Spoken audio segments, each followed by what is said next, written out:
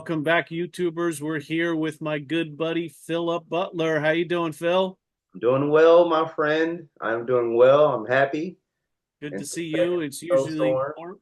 It's usually warm down there in Kentucky where you are, but it's going to cool off, isn't it? It's gonna cool off a lot.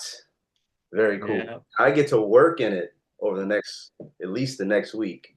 We'll see. Well, I've been working in it for the past 40 years, so I don't have much sympathy. Sorry. Hard knocks. I gotta learn somehow. So today we want to talk about the trades, right? We want to talk about different trades, what the different places we can go to in the trades, and what things can we benefit from the trades over the college education is one of those things, a decision that each individual has to make. So, little background about myself. I kind of started in the trades very young. At a high school, I was working, actually during high school, I was working at a locksmith and lawnmower shop where I learned a small engines trade and a locksmithing trade. Shortly after that, I worked at a YMCA and got a job as a building mechanic there and learned boilers and got a boilers license, New Jersey State Black Seal boilers license. Then moved on. They did a big renovation and the air conditioning company hired me and got into commercial HVAC. Did that for 30 years. And the past 8 years, I've been working for a supply house for equipment sales and technical support for that equipment, as well as training and instructing now. So, my friend Phil here, you're just starting out in the trades. So, tell us about why you decided to get into the trades. Uh, it's a little bit of a journey, but just to make it quick, because we're gonna have time to kind of flesh this out over episodes. But ultimately, in 2022, I basically, after meeting, I think it was when I'd known Sean Isaacs, and who's our mutual friend and mentor, and he had pointed me to a guy named Rabbi Daniel Labin. And between talk conversations with Sean and the reading material for Daniel Rabbi Labin and his podcast, I just became more inspired to basically contribute something to society. At that time, I was working at Home Depot. I have a bachelor's in art from the University of Kentucky. Interesting. Most of my adult career has been spent. So I got that art degree, but I basically just started working in a bunch of cubicle jobs. So I was working in insurance. I worked at AT&T for a little bit, and there just came a point where I felt like I'd spent a lot of my life identifying as an artist and as an illustrator, and I thought, you know what, if I don't go for this, if I don't go for this thing as hard as I can, eventually this ship will sail. And so at that point, I was already married, and we had a 3-year-old child. She's 7 now, but she was 3 at the time. And I just decided to jump out and freelance full time. So I did that for a couple of years, and it was feast or famine. And there was a lot. I realized, I figured out there was a whole lot that I had to learn. But one of the things that I had to come to grips with was that that ship had sailed, regardless of the talent that I believe I had and talent that other teachers told me I had. Going into Hollywood and working in the industry, that was something that was probably better for me to do when I was at least 10 years younger, you know? And Interesting. so at this point I was already 34, 35. So fast forward to a little bit. I'm working at Home Depot. I come across Sean's content, and then Daniel Lapin, reading all this material and whatnot, and hearing him talk about electrical engineering over and over and over and over. And then it dawned on me, you know what? I've always been a casual fan of science and math. Wasn't really a stickler at it. I can handle math, but I wouldn't necessarily say I have a gift at it. But I've always been interested in astrophysics, biology, Einstein, and I thought, yeah, man, it would be cool if I jumped into something electrical. So I started looking up how to become an electrical engineer. And I said, okay, well, that ship is sailed because I can't afford to go back to school, sit in a classroom 5 years. And then we actually had dinner with a couple who's our friends, and my wife actually she's a teacher at a dance studio, and so we had dinner with her friend who's the owner of the dance studio and her friend's husband. And the husband is in the trade in the IBEW as a foreman, and he told me that night at dinner about the program.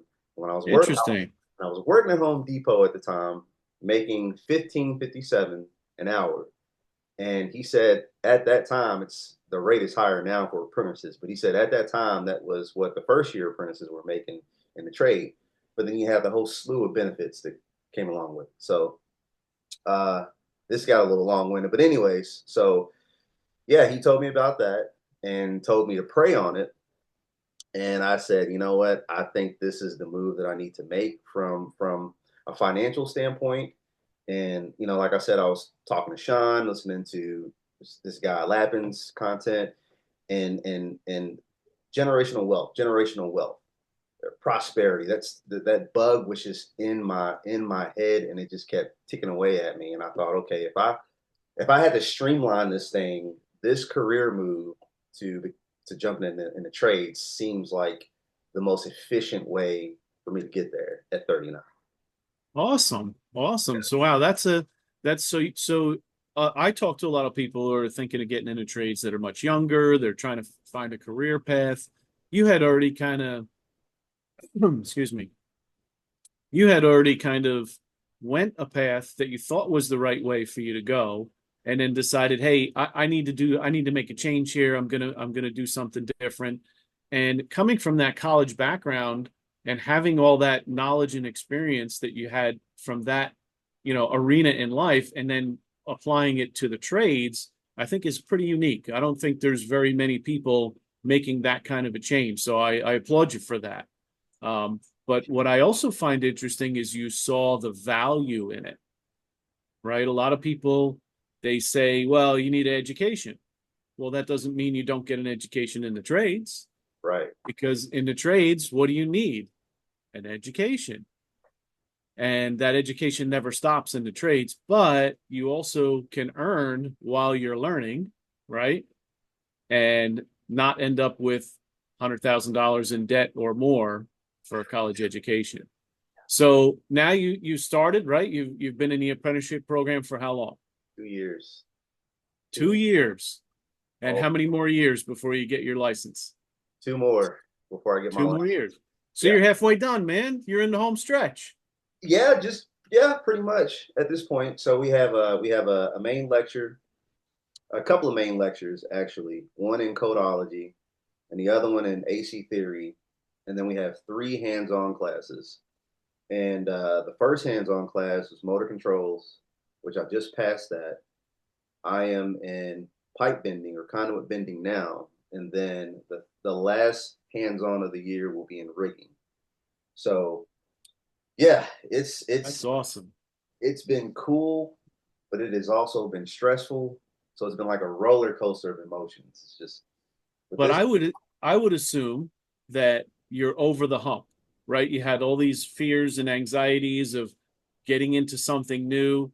I give you a lot of credit, man, for biting that off, for jumping in and saying, I'm gonna learn this, sticking with it, right? Because that's half the battle right there, being diligent. Like Sean says, go to the ant, right?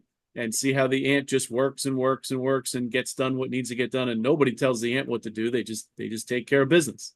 And that's what you're doing for your family. So looking down the road now, because now you're going into your third year of apprenticeship, right? I have a little bit more time, but yeah, I'll be jumping into the third year. Right. And now you have all this knowledge behind you so that when you go into the third year, you're more equipped for what's coming down the road. Yeah, I think yeah, you could say that. You could say that. That's awesome. It's tricky. It's tricky because there's a lot of if I could be honest, there's a lot of anxiety that I feel like I have to deal with. And not much. In year two, I do feel like I have a better handle on it. And by year three, I feel like I'll definitely have my swag, I'll be hitting my stride. but there's still more challenges that they're throwing out there in the third year. And when I was going to the study halls this year, prepping for the first final, the teachers, one of the teachers who was helping me, he said, you know, we intentionally try to in a sort of a simulated sense, but we try to dump stress on you all to build you up so that you can handle all of the stresses and all the challenges that you'll be dealing with out in the trades. Because as a tradesman, you have to be professional, you have to be skilled, and you're going to be dealing with a lot. You know, you're going to be on these $1 million jobs, tens of millions of dollars will be on the line a lot of the time. So Yeah. you got to be able to handle this stuff. So that's why we're throwing this stuff on. That's why we're giving you a crazy final that you have to hook up all of this stuff and it's pass or fail. You know, there's no in between. Right. So So you're going to go in feeling prepared when you start a real career. yeah, yeah, and it's interesting, you know, because I didn't come from this background, and the anxiety will still arise every now and again because I'm surrounded by apprentices, foremen, journeymen, and they're my age or younger. A lot of the guys who are my age are like you know, they were already 10 to 15 years into the trade. So they have that swag and they just it seems like they know everything, you know. But So I will tell you, Philip, they do not, yeah, because I do not. Right. I walk onto a job site when there's a problem. So my background is mainly heating and air conditioning, and I'll walk onto a job site. I tell the guys there, I don't know any more than you do. You've been here working on this, trying to figure out what's wrong. I'm here to try and help you. So I don't sweat it as much as I used to, right? Because the more you do of things, the more comfortable you feel, and the more vast variety of things that get thrown at you. I remember I used to tell my old supervisor, I'm always being asked to pull a rabbit out of a hat, right? And try to figure something out. And what he said was, yeah, but you keep doing it. And it's never just me. It's always someone I can call, a tech support line from the manufacturer, a supervisor that I worked with. There's always people that I've been able to pull from, like Sean Isaacs, with what we're doing now, right? How we can create our own economy as well while we're doing our trade and mastering our craft. So those guys they don't know everything. Nobody does. and that And tell me that all the time. the technology is always changing and growing. So it's you have to keep up and be in learning. I'm still in classes, even though I'm an instructor. I'm still in classes. I'm going to another one January 22nd. I'm going to a boiler class. February, beginning of February, I'm going to a Daikin Goodman class. I've been in educating throughout my whole career. So have I mean how did you was that something that developed over time in your career, or did you always just kind of have this drive and hunger to just be educated? So, so it's interesting you asked. My dad asked me when I graduated high school, "Are you going to college?" He wanted me to go to college, and I said, "No, I'm going to work with my hands." You know, and he said, "That's great. You get the summer off. September 1st, you start paying rent, $250 a month." You know, but I was already working. I was already working at the lawnmower shop. I had the $250 a month, and that was 1985. Yes, I'm dating myself now. That Excuse me. year. But that was a Um, great year though. That was a great Mike Tyson at the prime, Michael Jordan, Michael Jackson. Yeah, we had some good music, man. Yeah. We had some good music through the 80s and 90s. But you know, I didn't I felt like that's what I was meant to do was something mechanical. What I didn't know at that time was how broad of a field the trades are. Right? I saw a plumber come to the house and fix something. I saw an electrician, and I would always watch those guys whenever they came to the house when I was a kid, but I never knew anything about HVAC. Never thought once about it until I started working at that YMCA job, and they did a renovation, and the guys who worked there hired me. I knew nothing, and I'll be quite honest. when I started at the Y, I started in school. When I started my first HVAC job, I took an HVAC 4-year course at the local Union County Vocational Technical School and graduated that, got that, was in the field commercially for 5 years and still didn't really feel like I was in the right place or knew what I was doing. I still was like, because you'd be at one job doing piping for 9 months. I'd be at another job doing ductwork for 9 months. These big commercial jobs, you live there doing one thing, and I had no problem doing the work, but it wasn't like residential where you do the same thing over and over, day in and day out. So it took time, and after that 5-year period, I kind of started to go, okay, now I'm going to the next job. I felt like I knew more because we did one job like that about 4 years ago. Yeah. And now I have a feeling I know what we're going to do here, and I have a grasp of what we're doing and can follow along with somebody. And then it started to click. But I did take a break from education while I was doing that, right? I finished everything I could. I took blueprint reading and welding classes, and there really wasn't any more classes at the Tech for me to take.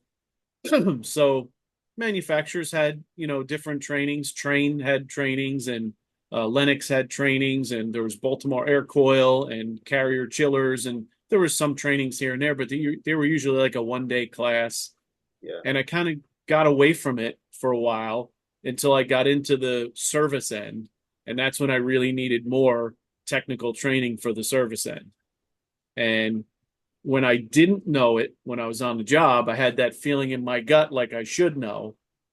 And when I found supply houses that gave trainings, I always made sure I took trainings, usually, a couple nights a week or something like that, to get up on the new technology and maintain that.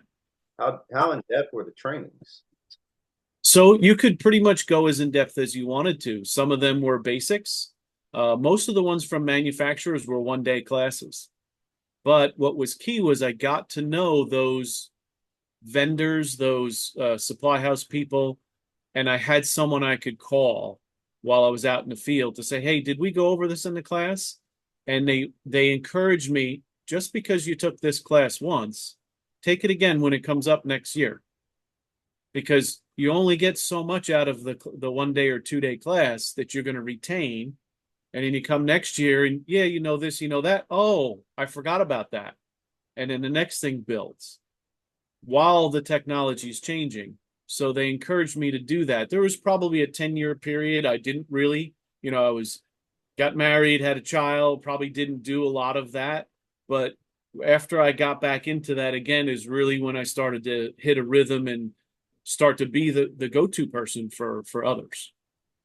So you said it was about 5 years in. 5 years in before I started to feel like I had a confidence that I'm going to go out to this new project that we're going to with a team, and I know what we're doing and how we're doing it. I can follow the blueprints. I can, that's when it started to click. During that 5-year period, I was in school 3 nights a week Yeah. to get that. That was a 4-year diploma, and then I took welding courses and other things on top of that. So, and then, it was probably a 10-year period of me just working and learning and getting that hands-on experience. Yeah. When I got into the trade in my first year, and the journeyman that I was with, we were actually working in a boiler house at a distillery here locally, and the distillery, they were making like $1 million a day, and this project was to basically build this new boiler house. By the time I got out there, most of it was already built. It was just walls and things were up, just running power to it.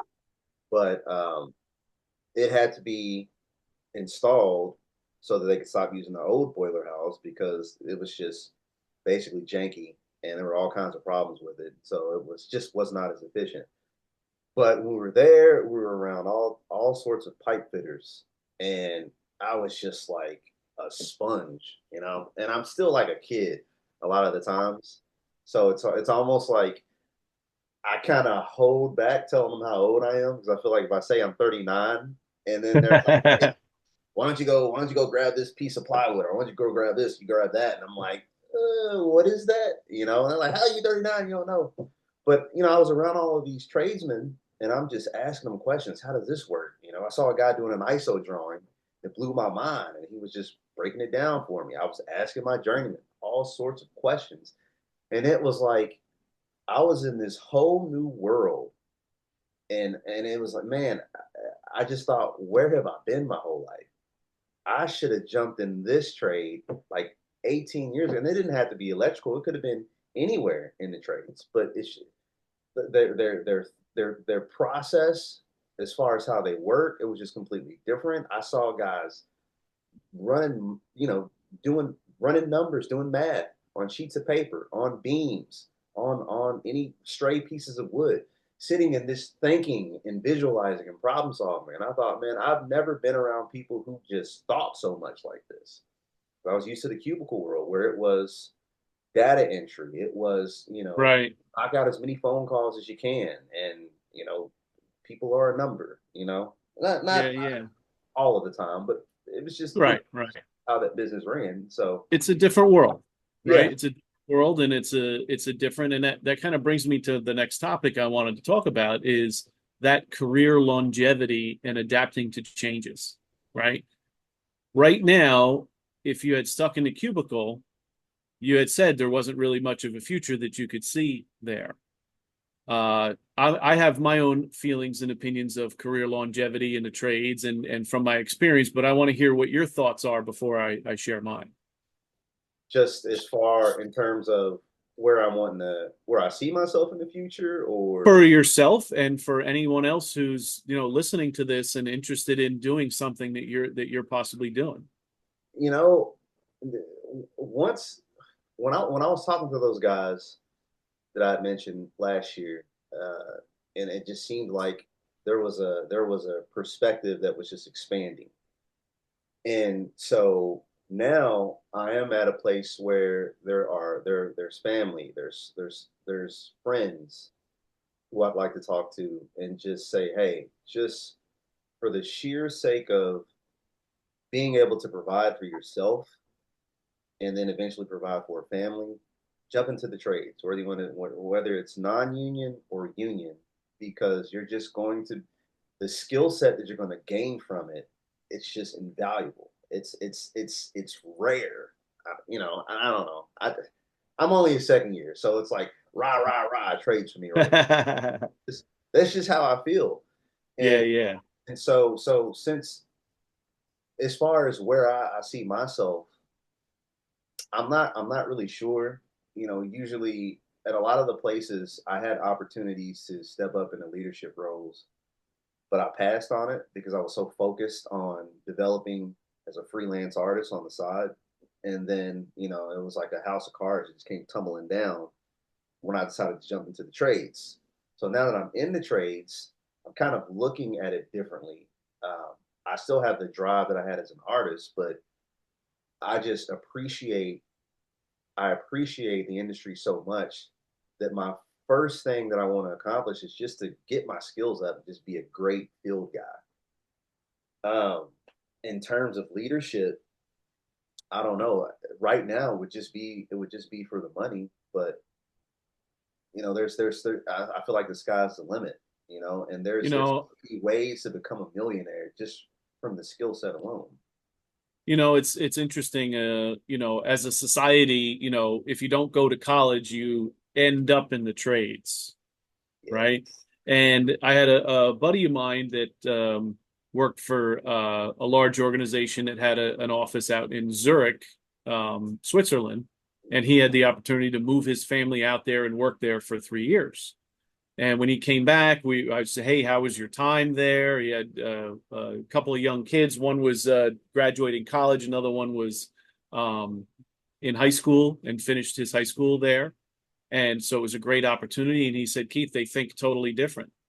It's not you go to college or you end up in the trades. It's you have to test into college.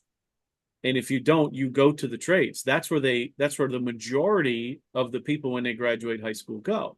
Whereas here, we're we're lacking in tradespeople, right? We're lacking in knowledgeable, educated tradespeople, even more so. So when people think trades, oh, they just want people to go out there and do the monkey work, right? Or the hard work or the dirty work, right? You got the dirty jobs show and all of that stuff.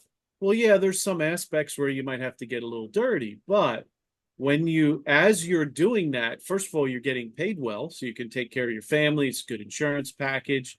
There's good raises along the way if you adapt and continue to grow. But as you develop that knowledge and understanding, you have a security. AI is never going to take my job or your job, Right. right? Some places Whereas, I feel like yeah, so I can go on, my used outboard, my motor buying guide here, which is a shameless plug I'm going to do. I didn't put that together. I don't have those skills, but I can go on Fiverr, like Sean taught us, and I can pay someone to develop that. So longevity and career is almost, there's nothing foolproof, right? There's nothing, that's going to stick forever. I worked for a large company for 20 years and they went out of business, but I left there with skills, right, that were marketable, that I was able to go into something actually that I didn't think of before in the supply house and the sales side and the equipment side and the manufacturer and instructing and technical support side, where I would actually be able to create a better income for my family and have less stress than what I had when I was in the field. So a lot of people don't realize all the different avenues you can take and be debt free, not come out of college and have all kinds of debt. And because let's face it, you can listen to a lot of podcasts. There's a lot of college talk out there of college is a scam, all those things. Now, I'm not against college. We right. we helped pay our daughter to go to college. She got an engineering degree and got a job. But most of the jobs that are out there you can do without a college degree and make the same amount of money, and they will train you in that time that you could have been in college, that you were in college. So again, I'm not against it because I'm very much a part of education. It's one of the things I get paid to do is teach and instruct now. But the best part, Phil, is when I teach, I tell the guys in the class, I don't know any more than you do. Yeah, that's different than college. You may think I do, and I might know a few things here and there, but really everything, if you've been doing this for 5 years, you already have everything at your fingertips you probably need to know. There's just some things you need to change in order to adapt for the new technology, because that's what everybody's scared of, is the new technology. So that being said, in closing, it's been great spending some time with you, Phil. Phil Yeah. and I Phil and I get on the phone, and I think an hour goes by like that, just talking. We've really connected well. I really appreciate your friendship, and I cannot wait to see your journey next. And I hope to see some videos on YouTube from you Yes. of how your journey's going, because there's other guys out there in your shoes with anxiety going, should I do this? Does anybody do this? I'm going to leave this career that I went to college for. Is that really the right thing to do? And to hear what you're going through, and you're so positive about it, you're so encouraging about it, that there's people out there who need to hear that. I appreciate that. Yeah, I need to get a handle on the balance. That's the thing. Which actually, technically I do have a handle on the balance, but I'm just wanting to make sure that I stay on top of the schooling because, like I said, that it's they dump a lot on you, and they just try to weed out the weak, and which is understandable. But yeah, I that's probably the most efficient way, and if I can make it entertaining, the best way to kind of share my thoughts. Because I can't always get directly to the friends and the family that I mentioned earlier. So, I could just say, hey, on Facebook, post a link to this YouTube episode that Yeah, man. Well, I believe in you. I know you're going to do it. And we'll close out today's session and say goodbye to everybody, and look forward to another video from Phil and Keith down the road. Maybe we'll do this every month and come back to you with Phil's progress and other things that we have going on. So thanks for joining us tonight. We wish you the happiest of New Year's and a blessed New Year in the future. Have a great night. take care, everybody.